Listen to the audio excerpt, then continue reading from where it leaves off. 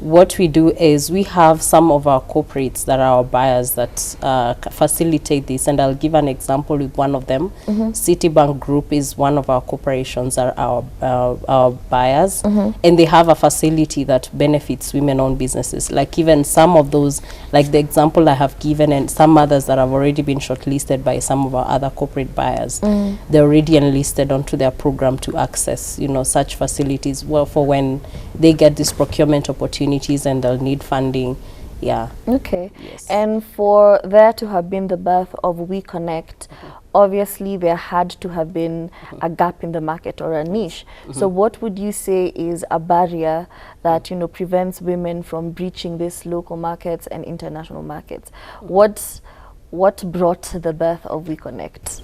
Yes, so I'll refer to one of the statistics that I've given you at the start of this interview. Yeah. I have mentioned that only 1% of procurement opportunities from governments and large corporations goes to women-owned businesses. Yeah.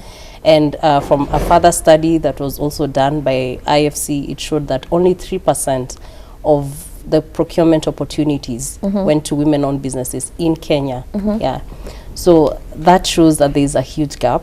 I've mentioned that a third of the registered businesses are women-owned, which means that women are missing out of these procurement opportunities, which would bring, you know, great impact into their businesses. Yeah. Yeah, so that's how come WeConnect came to start. But I can also give a brief history. So WeConnect International was birthed out of this need where corporates needed to buy from women-owned businesses outside of the US. Yeah, so in the US, we have a sister company that is called WeBank, but these global corporations needed to access women suppliers outside of the US. Okay. So that's when WeConnect International was started, and we are now practically in every in every continent, if I could say so. Yeah. Thank you. Yeah. So what would you say has been the role of the government of Kenya? Have they been supportive, or has it been limiting? So one of the key roles that any government plays, especially in facilitating trade, is to create an enabling environment that will help, especially the women-owned businesses, to thrive.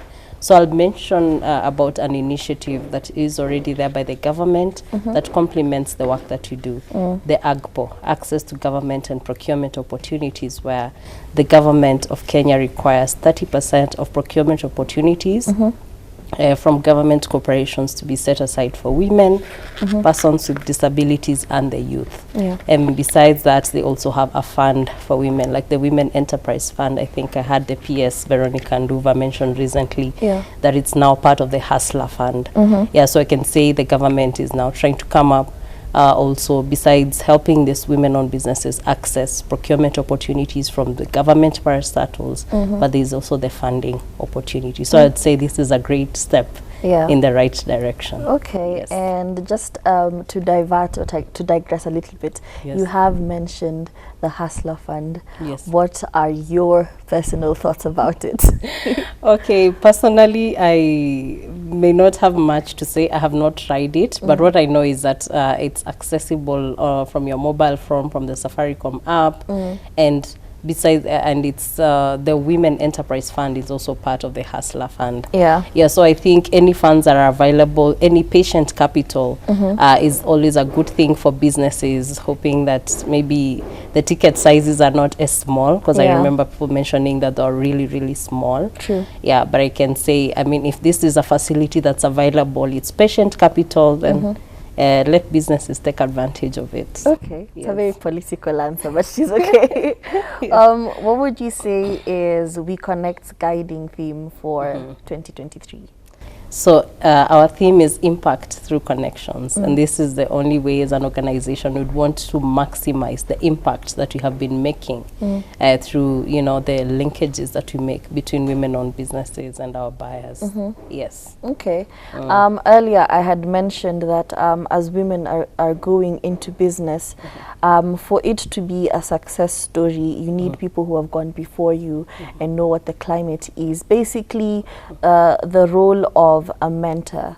Do you would you say there's an element of a mentorship program in what you do, and what would be your role as the mentor or the business coach for women in business? Okay, so mentorship is always an important thing to, you know, help women know that have a picture of what's actually possible once they hear from someone who's already made it, either in the same space or generally just in business. So we do not have like mentorship programs within WeConnect International, but we have various programs and opportunities where this is made possible.